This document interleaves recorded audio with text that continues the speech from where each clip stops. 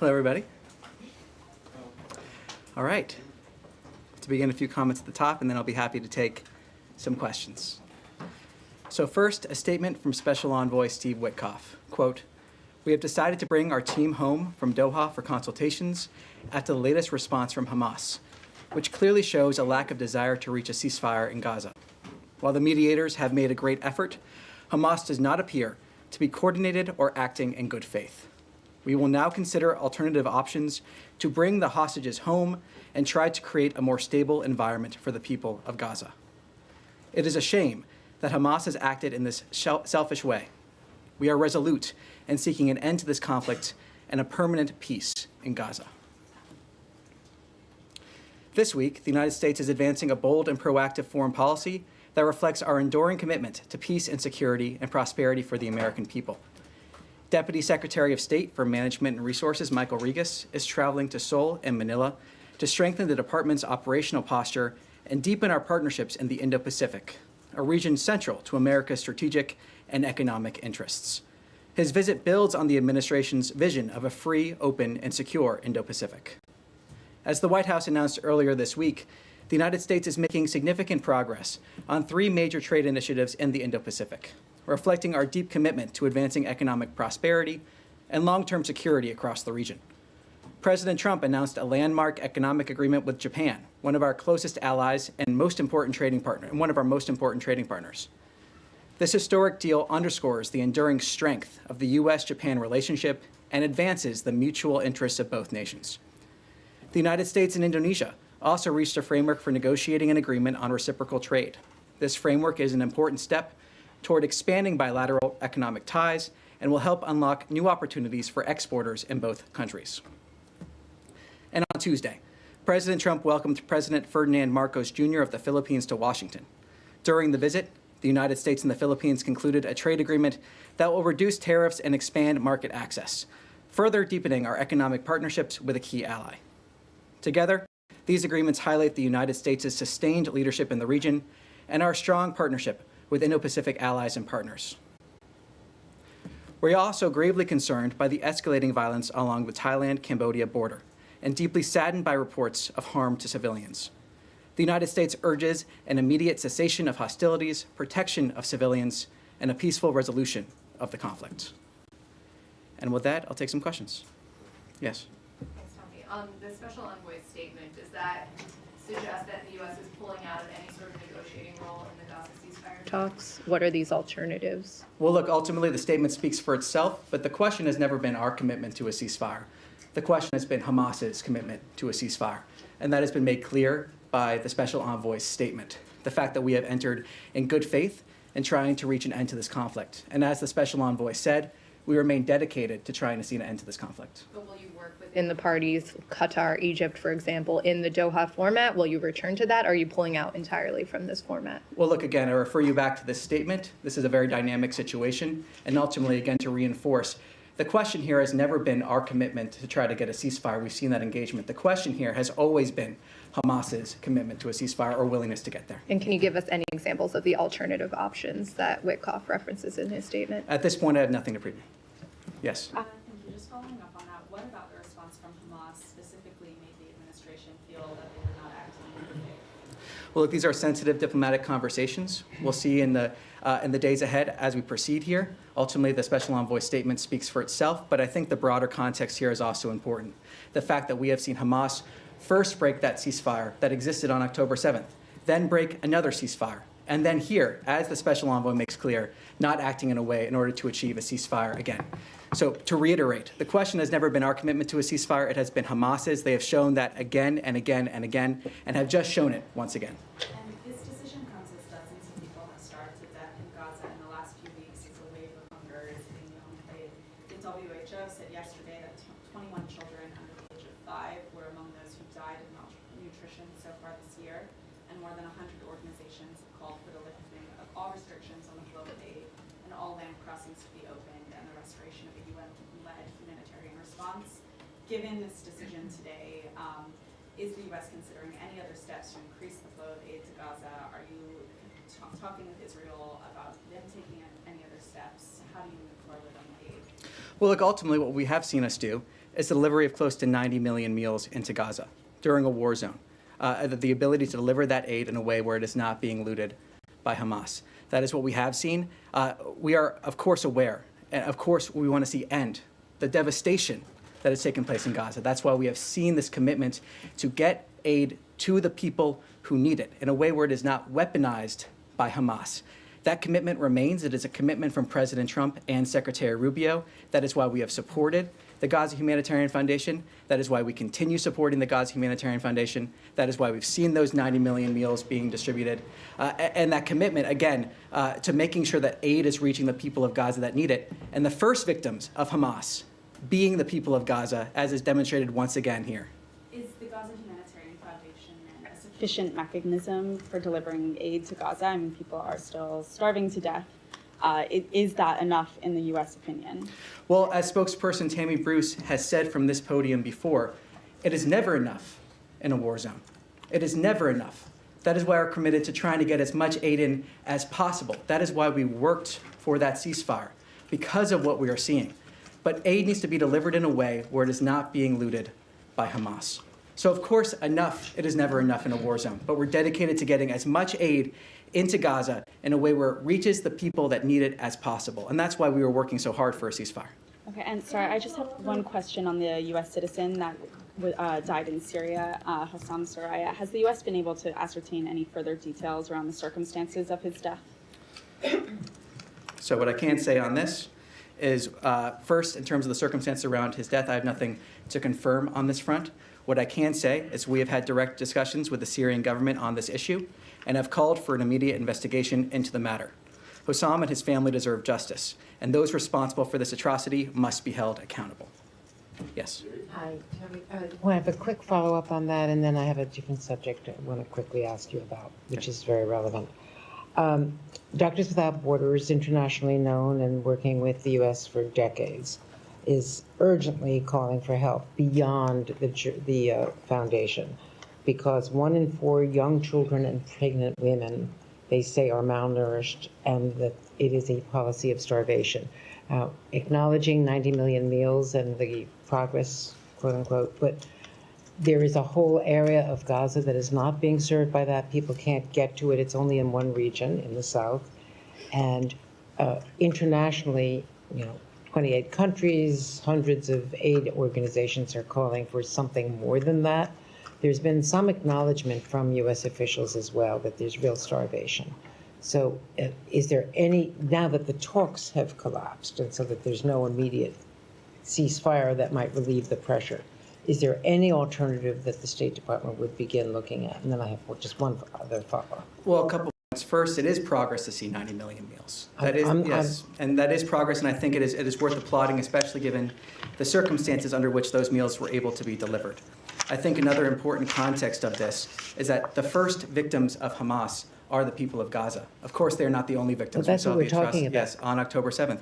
The atrocities that we saw there, many victims of Hamas. We remain dedicated to getting aid into Gaza to the people that actually need it, and we've called from this podium other entities to step up and working through this mechanism in order to deliver aid to the people of Gaza without it being subject to looting by Hamas. Well, they're volunteering, but they can't get past the border. That's the problem. We're calling for conversations with the Gaza Humanitarian Foundation, with under entities, through this mechanism. We've seen the food being delivered. It's also fuel for the hospitals, where the incubators are now taking multiple children. We are incredibly aware of the humanitarian catastrophe that is happening there. That is the dedication you have seen from the President, the dedication you've seen from Secretary Rubio.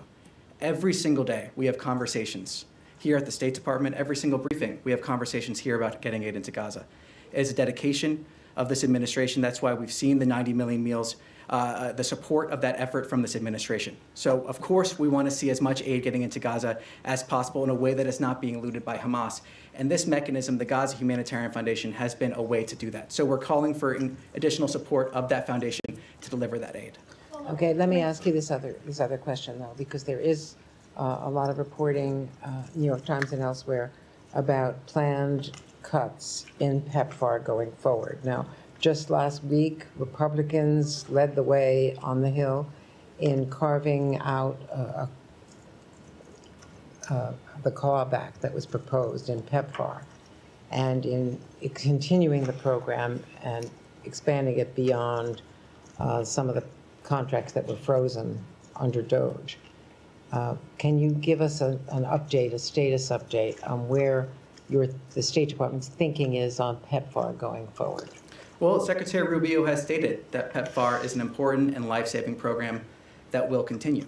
That dedication continues. That has been clear from the Secretary. The Secretary has made that clear. I will take a step back when we're talking about aid programs in general. Part of the new vision of this administration when it comes to aid is looking at recipients of aid, or at least the communities, as allies and partners, not those that are dependent on this aid. And in the long term, working towards a scenario where we have the same needs being provided by local partners or other entities is part of that long-term effort when we're talking about aid in general. So PEPFAR, though, now is an important and life-saving program that will continue. Secretary Rubio has made that clear. And just to quickly follow up, some countries have moved towards taking ownership, South Africa, for instance, countries that are capable, but in conflict zones like Haiti, like Sudan, like Southern Sudan, like Somalia, and several other countries involved. Is there a plan to continue it until countries can stand on their own 2 feet? Well, look, what I can say now is that PEPFAR, as I just said, that important and life-saving program that will continue. That's what our policy currently is here. Again, talking about that longer term when we're talking about aid in general is when we're talking about those local institutions being able to fulfill a lot of those needs, looking at people as trade and allies, not as those that are dependent on aid. That's a broader aid vision that is from this administration, but when it comes to PEPFAR, as I said, that it will continue. Yes. Thanks, Tommy. The United Nations Security Council yesterday, the US was isolated in its position when it comes to the humanitarian situation in Gaza, support for the GHF. We've had the UK Prime Minister in the last hour saying the situation in Gaza is unspeakable and indefensible. We've had more than 100 humanitarian aid agencies saying that this system is creating the conditions of starvation. You have desperate Israeli hostage families who have been for weeks pleading with the Prime Minister of their country to do this deal. The US is the only power that has the leverage and the pressure to try and make that happen from the Israeli side. There is clearly a gap between Israel and Hamas. It's been there for a long time. And there are Israeli families who will say that this is quibbling over a few meters of territory in Gaza. This is quibbling over the number of Palestinian prisoners to be released. And the US could put the pressure on to move these two sides closer together. And can you help us understand why at this moment, when you see the conditions on the ground in Gaza, with now mass starvation, the US is deciding this is the moment to walk away from these talks? This is not a question of what the United States is doing. It's a question of what Hamas has done. This is a response to what Hamas has done continually. That's not actually the position of many of the Israeli hostage families. Israel has long accepted the deal on the table, and Hamas has long rejected it. I mean, it's never been our commitment to a ceasefire. That's never been the question here. We have engaged in good faith to try to achieve a ceasefire. The question has always been with Hamas. That is where the question has been. That is where it remains. And the response we just saw from Special Envoy Witkoff is reflective of that. The question is with Hamas, not with the United States. Just in terms, the statement says you'll now consider alternative options. I mean, to bring the hostages home, what possible alternative options can there be? Israel has tried rescues. Gaza is reduced to rubble. The population is starving. So, I mean, if you could help us understand what that statement could possibly be referring to. I'm not going to speculate more on terms of what his statement stands for itself at this time. If we have more to announce, we will announce it. Just one other thing I wanted to ask about the two-state solution conference next week. I know the US had said previously when it was postponed that it opposed countries going to this conference in New York. Do you have a position on it this time? Nothing further beyond saying that we will not be in attendance of that conference. Yes. Just to clarify, now when the envoy says we will consider alternative options to free the hostages and so on, what is meant by that? Because, if we have seen that only through negotiations were the hostages released in the past. So what other alternatives the U.S. could be thinking about? Well, I refer you to my previous response. I'm not going to expand upon what the Special Envoy has said. Okay, so one other thing. And you also say that Hamas has broken the ceasefire. It was, in fact, the Israeli Prime Minister who broke the ceasefire on the 18th of March, this past March and so on. Hamas had, or at least from what we hear, by the interlocutors and so on, that Hamas has been more than willing and submitted many concessions and so on. So what is required of Hamas so the ceasefire can take effect as far as the United States is concerned? Well, look, there has been conversations on this. I will not go into details of what those private diplomatic conversations have been, but what I can say is it is clear now from our perspective that Hamas does not appear to be coordinated nor acting in good faith. We have approached these conversations with good faith, as has been evident by our comments from this podium and other places, and it is clear now that Hamas has not been acting that way. And lastly, yes. just lastly, according to news reports and so on, the sticking point was actually the actual entry of aid to Gaza. They apparently did not agree on that. Is that really what broke finally, what forced the United States team to pull out, or because they want to maintain this GHF method of allowing aid into Gaza? Look, what I can say is what spokesperson Bruce spoke to just on Tuesday, that discussions of the humanitarian situation in Gaza were part of this, and our effort was to try to get those humanitarian corridors in there. That has been a clear effort by this administration, as spokesperson Bruce described. And again, to reiterate, we are seeing aid being delivered despite the actions of Hamas here, and those 90 million meals are to be applauded in terms of that effort. Of course, it will never be enough until we see an end to this conflict, but the entity that is standing in the way of ending this conflict is Hamas. They can release the hostages, lay down their arms, as we have said repeatedly. It is Hamas that is preventing an end to this conflict. Yes. Tommy, few Middle East questions for you. Number one, with the Special Envoy Witkoff statement, said there's a lack of coordination. Hamas is not coordinated. Can you expand on that? Is it trouble reaching the appropriate leaders? Is it an unclear chain of command? I mean, where is the lack of coordination coming in? I'm not going to expand on his statement at this time. So, yes. Second question. Can you give us an update on Tom Barrack's dealings today, reportedly meeting with Syrian and Israeli officials? Any status update? I have nothing specific to preview for you, but what I can say is he has, of course, been in communication, as has the Secretary, with all sides for many days now, and those efforts continue. Last question for you. Hopefully I'll drag an answer out of you on this one. I asked in Tuesday's briefing about why Secretary Rubio is not pushing harder for the extradition of Ahmed al-Tamimi from Jordan. I was given a written answer by the State Department on that yesterday after you guys took it back. Basically said we continue to impress upon the government of Jordan to bring her to justice. President Trump said on day one, his executive order, American citizens come first in American foreign policy, American citizens. Secretary Rubio put out his 3 questions. Every dollar spent, every program has to answer in the affirmative one of 3 questions. Does it make America safer? Does it make America stronger? Does it make America more prosperous? I'm sure you have these memorized by heart. $1.5 billion of foreign aid to Jordan.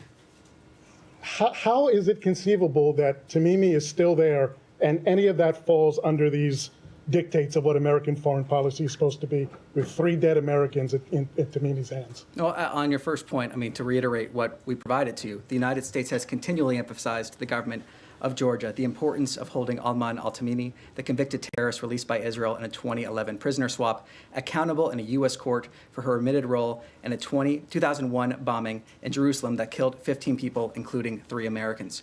The United States continues to impress upon the government of Jordan that Tamimi is a brutal murderer who should be brought to justice. It's not working. Well, and on the point in terms of our foreign policy, the president has made clear, the secretary has made clear through their actions that America is coming first. We've seen that with the Americans that have been brought home. We see that with the pursuit of peace around the region. We see that with a policy that is about strengthening our industrial base and making sure that we are advancing those interests wherever possible.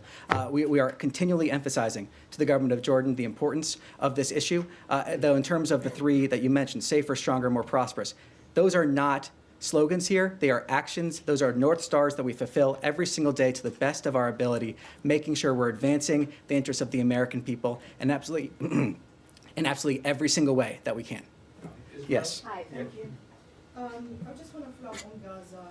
Sorry, you want to go? Would that be okay? Yeah, Thank sure. you so much. Yeah, Hi, sorry, I'm I signaled she was next there, so I wanted to follow up, but I'll go. Thank you so much. Abigail Houseland, Financial Times. So I know, to go back to Gaza, I know you all have said repeatedly that the situation and starvation that we're seeing is because Hamas is blocking progress, or you've said because the UN organizations aren't willing to work within the framework of GHF and then that Israel has set for aid distribution. We all acknowledge, obviously, that Israel controls Gaza's borders completely, and it is limiting food to the population because Hamas has not agreed to its terms. I know this question has been asked in many different ways. I'm going to try this way. To be clear, is the U.S. government okay with Israel allowing children and adult civilians to starve so long as Hamas and the UN refuse to play by Israel's rules for aid distribution? I reject the premise of that question in terms of how that was set up. This okay? humanitarian catastrophe lies at the feet of Hamas, who could end this conflict today by releasing the hostages and laying down their arms. Hamas. That suggests that short of Hamas doing that. These kids are dying, doctors don't have Medicine, they don't have fuel. This is something that we have dedicated, the president and the secretary have been dedicated to getting as much aid as we can into Gaza in a way where it is not being looted by Hamas. It is something that we... Short of a change by Hamas, the U.S. government will stand by. I'm going to answer this question. We have been dedicated to getting those 90 million meals into Gaza in a way where it has not been looted by Hamas. We have been dedicated to getting aid into Gaza. It is something that the Secretary and the President have talked about, worked for. These discussions of getting more aid into Gaza have been part of that ceasefire we are hoping for. But again, the blame of this lies at the feet of Hamas, and that is the fact of the matter. Short of Hamas doing something, changing its behavior, the U.S. government will allow the situation to proceed as is. The U.S. government is supporting an effort to get 90 million meals into Gaza.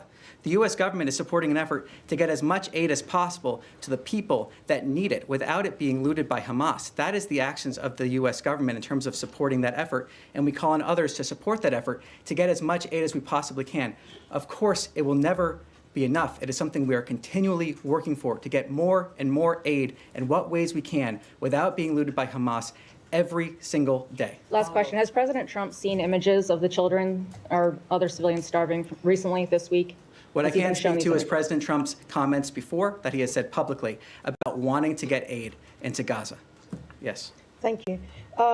The criticism against the Gaza Humanitarian Foundation is basically controlled by Israel. It's designed by Israel, is controlled by Israel, and therefore is weaponizing the food against the Palestinians. Where before the creation of the GHF, it was 400 points where people can access the food. Yesterday, the Jordanians managed to get 110 aid trucks, including baby formula and including flour. They work with WFP and they work with the World Central Kitchen. So there's an alternative to the GHF. Why can't the U.S. allow other countries to use this kind of method, especially in northern Gaza? Because the 4 points where the GHF is concentrated in the south. So people from the north cannot come to the south. So why can you encourage this method? I flat out reject your characterization of Israel weaponizing aid. The only entity that has been weaponizing aid has been Hamas. Through the looting of aid, the weaponization of this population. Can you say both? What we have seen is an effort from the United States government, like I said, to get 90 million meals into Gaza during a war zone. We saw efforts. But that's not enough. We saw efforts to get to a ceasefire that Hamas has decided not to act in good faith to achieve. That is the reality here, and we're continuing to try to get aid into a war zone that exists only because of Hamas. The war zone exists only because of Hamas, who could end the conflict tomorrow, who is weaponizing aid against the Gaza population. The first victims, as we've said, are the Gaza population. Okay, I have one more question. I want to ask a question on behalf of journalists in Gaza. You and other spokespeople behind this podium, they always talk about the freedom of expression, the value of our work. Our correspondents, including my own of Al Arabiya and my colleagues of AFP and every other journalist in Gaza, are unable to do their job because they are starving. They don't have food. How can you allow this to happen? And you tell us and tell everybody else that the work of journalists is vital, especially in a war zone. And yet you're now saying that it's Hamas who's controlling the food, and therefore we can't do anything about these people. What I'm saying is Hamas is... How can you help them? How can you what I'm saying first on that war front, zone? in terms of the food, is that Hamas, through looting the food, has led to weaponization. They are weaponizing aid when they are able to. We have a system in place attempting to get as much aid into Gaza as possible in a way where it is not being looted by Hamas. That is the reality that we're seeing. That is the reality that we're pushing for, trying to get as much aid in there as we possibly can. Yes. Does the State Department have an official assessment of what the humanitarian or the food situation is? Is it famine? Is it mass starvation that we're seeing? Is there do you have an assessment? Well, I can say that we are acutely aware of the humanitarian situation on the ground. In terms of a specific assessment, I have nothing to preview on that front, but we are acutely aware. Is it something you're looking into? Well, we are very much aware of the humanitarian disaster that is there. We're very much aware of it. That again goes back to the commitment of why we're trying to get aid into Gaza. And quickly, because I have something on Syria, but just you keep referencing the 90 million meals. That's since May 27th for 2.1 million people. I think assessments suggest if that number needs to be closer to 350 million meals in order to get these people the food they need. So that's a big delta, obviously. What can be done short of assigning complete blame to Hamas? What can be done to improve GHF's ability to get food? Well, from the beginning, when this started, we did see a ramp up in terms of the food that they've been able to deliver. We also saw efforts from this administration, support for this Gaza Humanitarian Foundation. And the hope is that we'll have other entities supporting this mechanism as well so that we can deliver as much food as possible. It will never be enough. We're working every day to get as close as possible, but it will never be enough because of the situation on the ground. That is not an excuse, but that is the reality we are dealing with. And we are working every single day to get as much food to support those efforts as we possibly can because of our recognition of the disaster on the ground, because of the humanitarian catastrophe. Every single day working towards that. And just on Syria really quickly, do you think after the recent violence that the administration should perhaps rethink its willingness to lift all sanctions? Well, the President Trump announced sanctions relief for Syria on May 13th to give all Syrians a chance at a peaceful and prosperous country. Syria is at a critical juncture, and we are looking to the Syrian government to lead on next steps. Yes. Thank you. Just sticking on the Gaza Humanitarian Foundation quickly. Are you able to say whether you know whether the Gaza Humanitarian Foundation distributes food that is high nutrient, high protein, the food that is needed for children in particular that have now reached starvation point? Can you confirm whether the US government knows whether that type of food is being distributed by this organization that you have said a few weeks ago the US government is now going to support? Well, I know that we have details in terms of what food they're providing. Let me take that back to get you the exact details on that. Thank you. I just want to check because you're reiterating 90 million meals. Is the US government aware of any mechanism that is being used by the Gaza Humanitarian Foundation to make sure any of those meals are getting to those that are now at the starvation point, to make sure that it is actually finding its way to the hospitals, to the most critical children that need it? Do you have any oversight on that? Does the organization have any control over that? Because it sounds like they only have control over their distribution sites, and once the food leaves, that's it. There's no way of telling where that goes. Well, in terms of the details, in terms of after at least distribution sites, I'll take that back and see if we can get more details on that. Thank you. Yes. Yep. Just to switch topics to Ukraine, do you have any reaction to the talks in Istanbul? And it doesn't seem like there was any much progress. And separately, do you have the Russians reached out to you or offered any response to President Trump's 50-day ultimatum? Well, nothing to preview in terms of that second question. On your first, we are aware that a third round of direct talks took place between the two parties. We support continued calls for a full unconditional ceasefire, Ukraine's continued calls for a full unconditional ceasefire, including the complete halt of all strikes on civilian and critical infrastructure. And we welcome the news that Russia and Ukraine agreed on a further exchange of prisoners, particularly the severely ill and wounded. So do you see this as progress, as these talks? Well, what I can say is we continue to encourage direct talks between Russia and Ukraine in pursuit of a comprehensive ceasefire and eventually a negotiated peace settlement. Yes. I mean, just to follow up on that, the fact that there was no ceasefire on the table and it also was overshadowed by Russian attacks, was it a missed opportunity in your opinion? Well, look, the president has been clear many times about how he views certain actions by Russia, especially over recent weeks. He has been very clear on that, very transparent on that. He's also been clear that we want to see the parties continue those direct talks to reach that ceasefire, that comprehensive ceasefire, and eventually that negotiated peace settlement. Beyond that, I have nothing further to add. Thanks, Tommy. I also want to get your reaction to the latest reports about China supplying Russia with drone engines under different names. What kind of reaction does it invite from you guys? Well, let me take your question back and see if we can get more details there. But in the meantime, refer you to some similar comments from this podium. If I may, one more topic. I asked you a couple of days ago about Azerbaijan and Armenia. The president said that he achieved some magic. Can you please unpack for us? Well, at this point, I have nothing to preview. We'll see if we're able, when we have something to announce, we'll announce it. Thank you. That's all for today. Thank you very much.